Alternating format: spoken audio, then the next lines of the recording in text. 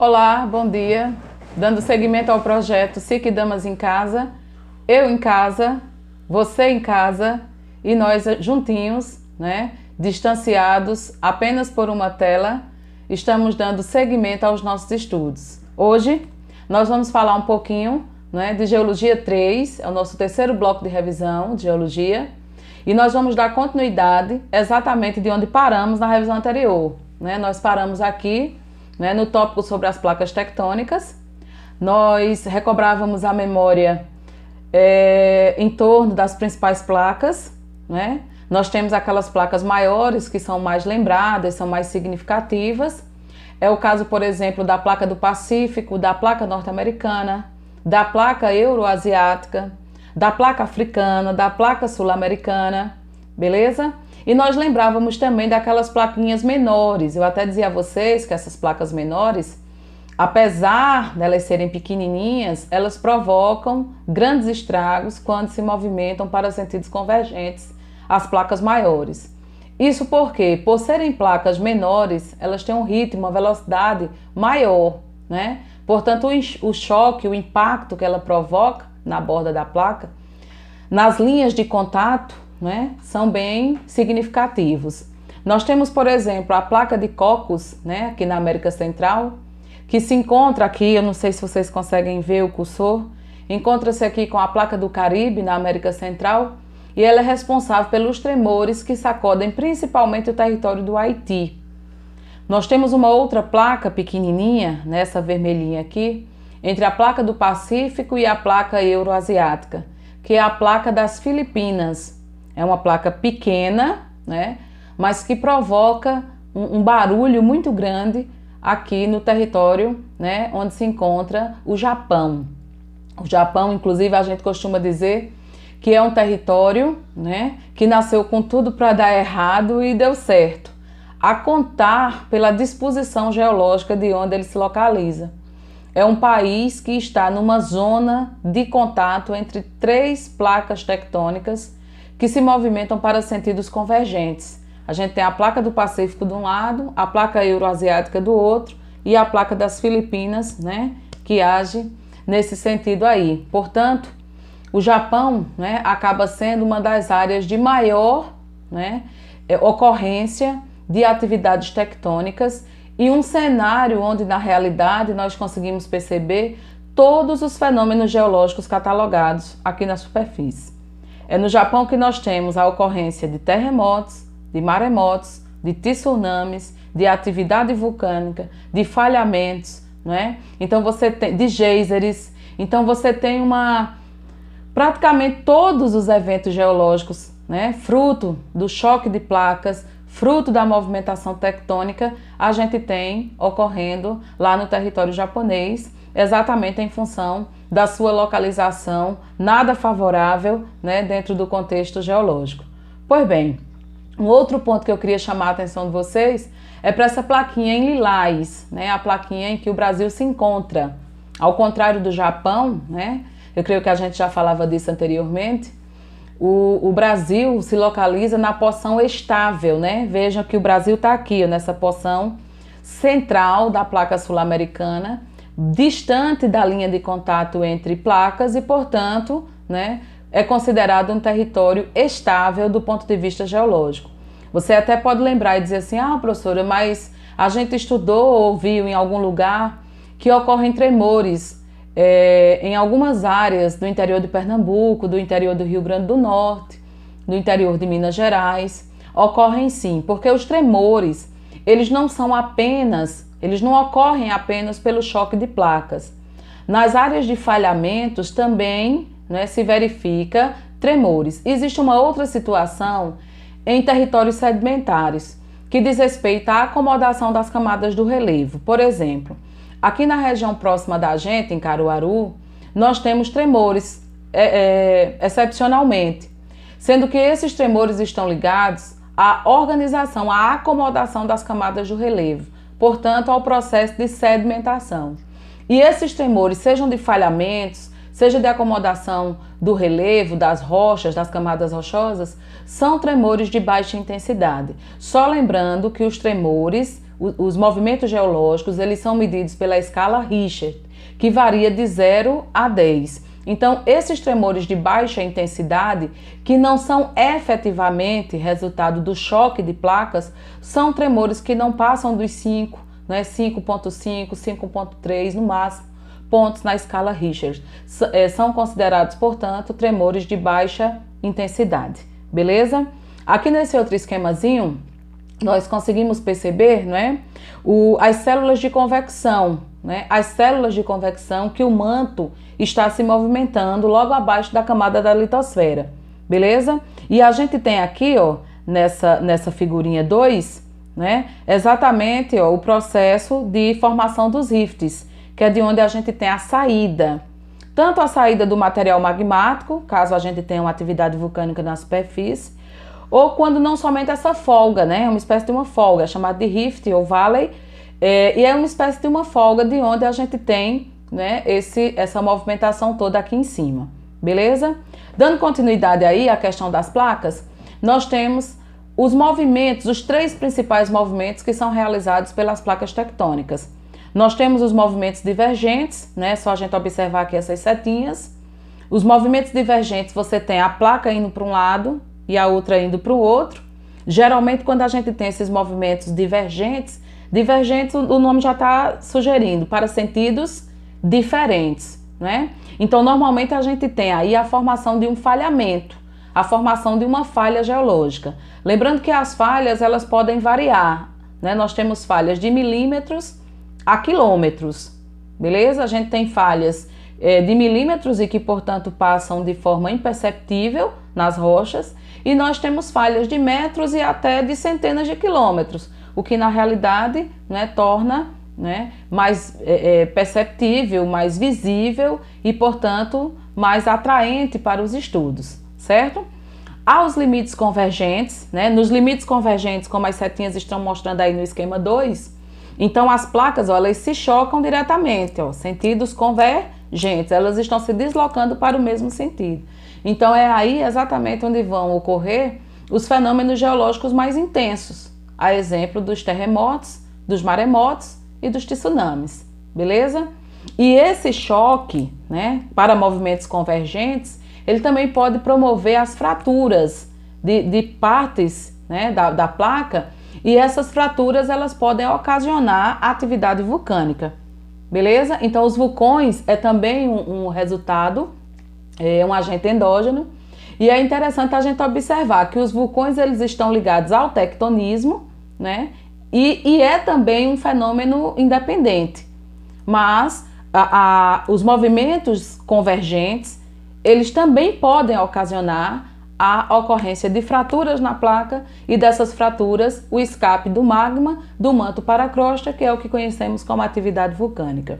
O terceiro movimento aí que a gente está vendo são os movimentos de limites transformantes. Nessa situação, o que é que nós temos? A placa se deslizando, sendo uma para frente e a outra para trás. Então, nesse sentido, né, a gente tem a formação de falhas. Inclusive, a falha de San Andreas, ou San Andreas, como queiram, né, com mais de 1000 quilômetros de extensão lá no oeste dos Estados Unidos, é uma falha resultado de um movimento transformante. Beleza? Então, resumidamente falando, as placas, né, elas se movimentam sob 3 formas, com limites divergentes, limites convergentes e limites transformantes. Beleza?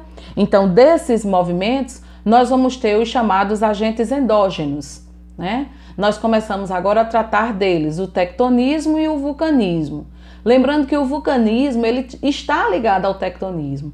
O vulcanismo, né, que é a folga que a gente precisa ter na estrutura, na placa, para que o magma escape do manto para a crosta. Então, normalmente, em zonas de sentidos, de movimentos, de limites convergentes, quando há fratura da placa, a gente tem o escape de magma do manto para a crosta. Ou a formação de um vale, a formação de uma falha, né, que vai permitir também, né, uma espécie desse alívio, né, dessa saída, né, desse escape de magma do manto para a crosta. Pois bem, nós tratamos de 2 elementos endógenos, a palavra endo vem de dentro, são, portanto, 2 agentes internos eles têm origem, né, na porção interior da Terra, mais especificamente eles têm origem no manto ou astenosfera, que é a camada que está logo abaixo da litosfera. Então esses dois agentes, tectonismo e vulcanismo, eles são responsáveis pela formação, né, pela morfologia da crosta. Portanto, os fatores endógenos ou agentes endógenos, eles são chamados de formadores do relevo, beleza? Quem são esses agentes, professora? O tectonismo e o vulcanismo. Lá na frente, né, na nossa próxima revisão, nós vamos falar dos agentes externos, certo? Os externos, eles são exclusivos aqui da crosta, como o próprio nome já diz, eles são exógenos. Então, ao contrário destes que estamos verificando hoje, eles são responsáveis pela modelagem da crosta, beleza? Os agentes endógenos, eles são agentes formadores. Os agentes endógenos, tectonismo e vulcanismo, eles são responsáveis pela formação das estruturas de relevo, da estrutura geológica e, consequentemente, das formas de relevo que nós temos. Agora, essas formas de relevo, elas estão dentro de uma dinâmica, ok? Ok. E essa dinâmica está ligada aos elementos exógenos, né? Que, como o próprio nome já diz, são os agentes, né? São os elementos promovidos pelos agentes atmosféricos, né? A água e o ar. Então, eles são responsáveis por esculpir, né? Esculpir o relevo aqui da superfície. Mas esses agentes exógenos e, portanto, esculpidores do relevo, a gente só vai ver lá na frente, certo? Por hora, vamos ficando aqui com os elementos endógenos. Os elementos endógenos, começando pelo tectonismo. São dois os movimentos de epirogênese e os movimentos de orogênese, como estamos observando aqui ao fundo. Beleza? Os movimentos de epirogênese ou epirogenéticos, tanto faz, são movimentos verticais, da placa. Eles são responsáveis pelo rebaixamento e pelo soerguimento da crosta, beleza? Nós materializamos bem esses movimentos epirogenéticos ou epirogênese, né, através dos movimentos de regressão e transgressão marinha. A regressão marinha, que é responsável, né, pela elevação da crosta, e a transgressão, que é responsável pelo rebaixamento, né? Então a gente tem um movimento de regressão e um movimento de transgressão marinha.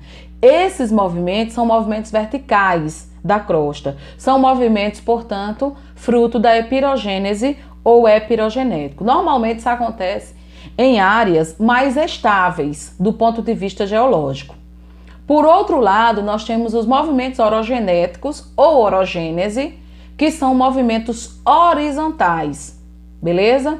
Esses movimentos orogenéticos, eles ocorrem em áreas mais instáveis, em áreas de movimentos mais intensos, né? Normalmente em áreas convergentes. Nós temos aí nessas áreas os dobramentos, né? E a gente tem como resultado falhamentos e fraturas. Então é bastante comum nas áreas de orogênese a gente ter a formação das grandes cordilheiras, assim como também a gente ter intensa atividade vulcânica, né? Nas áreas de orogênese. São áreas de movimentos dominantemente horizontais, excepcionalmente verticais, áreas instáveis, responsáveis pela formação dos dobramentos, dos falhamentos e das fraturas, beleza? Aqui nessa outra figurinha, nós temos um esquemazinho de dobramentos, né? Ele ocorre em rochas que não oferecem grande resistência às forças internas, formando flancos, né? Formando afundamentos, né? Que é o que chamamos de falhas, ou dobras. Beleza? Então, os movimentos orogenéticos, portanto, eles provocam tanto a formação de dobramentos quanto a formação de falhamentos, ok? Os dobramentos é uma estrutura geológica que são de eras geológicas diferentes, certo? Mas, dominantemente, nós encontramos os dobramentos na era Cenozoica, como a gente falava lá no iniciozinho, na revisão número 1, beleza? São 3 as estruturas: escudos, bacias e dobramentos. Os dobramentos, eles podem ocorrer tanto na era mesozoica quanto na era cenozoica, mas dominantemente eles são estruturas jovens e, portanto, são da era cenozoica. Beleza? Joia? Pois bem, aqui nós temos um esquemazinho de falhamentos, ocorrem em áreas mais rígidas, portanto mais resistentes, não é? E quebram-se ao invés de dobrar. Ó, as dobras, eita, passei erradinho aqui. As dobras ocorrem em rochas que oferecem menos resistência, aí você tem os dobramentos, né? Ó, as elevações. E os falhamentos ocorrem em áreas mais resistentes. A rocha mais resistente, ao invés de se dobrar, ela falha, né? O choque, ó, vem a falha. Caracterizam-se pelo desnível do terreno, que vai ter uma parte mais elevada e outra parte mais rebaixada. São 3 tipos de falhas geológicas que nós identificamos na superfície, como a figurinha aqui também mostra. Nós temos falha inversa, as falhas normais e as falhas transcorrentes, beleza? Então, o primeiro elemento endógeno é o tectonismo, fechando, né? E o tectonismo, ele é responsável pela formação de dobramentos e de falhamentos. Mas também o tectonismo pode gerar fraturas. Lembram disso? Uma vez gerando fraturas, esses movimentos endógenos podem promover a formação de vulcões. Professora, o que são vulcões? Do ponto de vista conceitual, assim, um conceito bem basicão mesmo, os vulcões, eles correspondem ao escape de magma do manto para a crosta, da astenosfera para a litosfera. Joia? Nós temos 3 tipos de vulcões: os vulcões de gases, os vulcões de cinzas e os vulcões de lavas. E nós também podemos ter a combinação desses elementos. Nós podemos ter um vulcão que ele é de lava, cinzas e gases, até porque uma coisa vai puxando a outra. E a gente pode ter a combinação desses 2 elementos, beleza? Uma coisa importante da gente lembrar é com relação aos vulcões de gases e cinzas. Os vulcões, eles têm dupla funcionalidade do ponto de vista geológico. A gente tem os vulcões como construtores e os vulcões como meros destruidores. Sendo que os vulcões construtores são os vulcões de lavas. Os vulcões de lavas, eles são vulcões construtores. Aí você diz, mas eles provocam destruição. Tá, provocam destruição humana, provocam destruição de uma área. Muito embora hoje não seja nada que o homem não consiga prever e ele não consiga se deslocar, evitando catástrofes humanas maiores, tá certo? Mas por que eles são considerados construtores? Porque os vulcões, eles são responsáveis, primeiro, pela formação das rochas magmáticas, como o granito e o basalto. Segundo, os vulcões, eles renovam o piso oceânico. Um vulcão de lava, quando ele ocorre no fundo do mar, ele é responsável pela renovação do piso oceânico.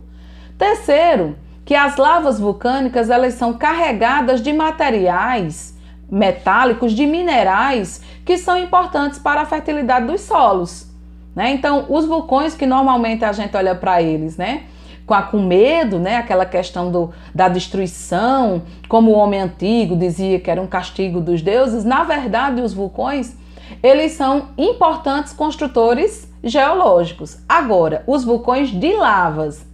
Já os vulcões de cinzas e gases, eles já não têm esse trabalho de contribuição, esse trabalho de construção geológica nenhum. Os vulcões de cinzas e gases, eles são apenas poluentes, né? E eles são responsáveis pela morte das pessoas, principalmente por problemas de ordem pulmonar, beleza?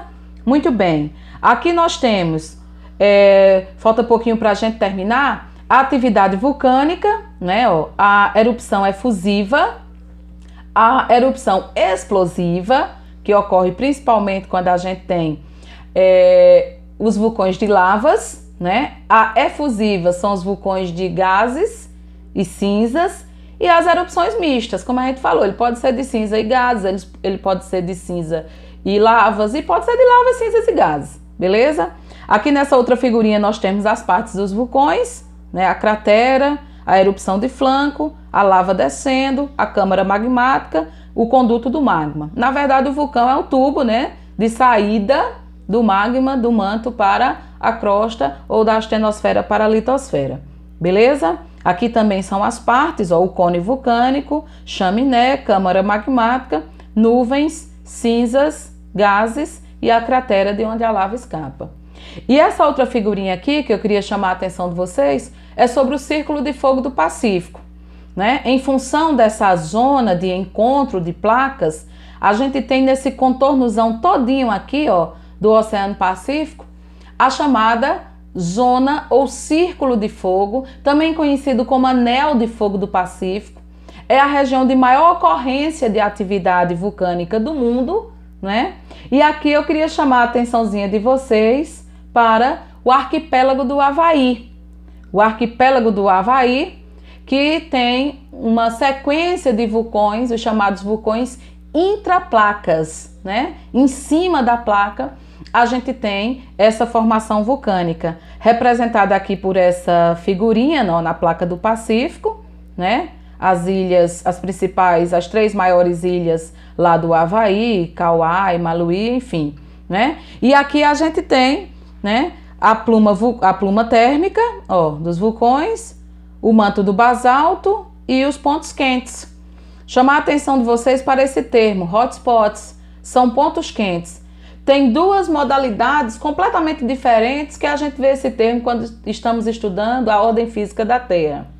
Nós escutamos falar em hotspots quando a gente estuda biodiversidade. São os pontos quentes de biomas, né, com mais de 70% de suas áreas devastadas e caracterizadas por forte endemismo. Inclusive no Brasil, nós temos 2 hotspots quanto à questão da diversidade, que são o Cerrado e a Mata Atlântica. Quando a gente está falando de hotspots, ante o contexto geológico, presta bem atenção, a gente tem um mesmo termo, escrito da mesma forma, para caracterizar coisas completamente diferentes. O termo hotspots empregamos quando estudamos a biodiversidade, quando estudamos os biomas, que são áreas com mais de 70% de devastação e forte endemismo, a exemplo do Cerrado e da Mata Atlântica no Brasil. E nós temos os hotspots dentro do estudo geológico, que são os pontos quentes da atividade vulcânica. Inclusive, esses hotspots são fruto de movimento intraplaca responsável pela formação das maiores ilhas lá do arquipélago do Havaí, beleza? Dando seguimento, nós temos aqui, ó, os geysers, né, que são pontos quentes, sendo que esses pontos quentes eles trazem água do subsolo sob pressão e aquecimento, né? Nós temos aí também os geysers, é muito comum, né, também nessa zona de Círculo de Fogo do Pacífico. Ao longo da falha de San Andrés também encontramos os parques de geysers, modelinhos de vulcões, aqui um vulcão de lavas e cinzas, e aqui um vulcão de gases, né? Então a gente tem aqui as modalidades. E fechando aí, né, a questão dos movimentos endógenos, os abalos sísmicos, os terremotos, que são o fruto talvez mais evidente da nossa compreensão quando se trata de movimentação, né, e de choque de placas tectônicas. Um grande abraço e até a próxima!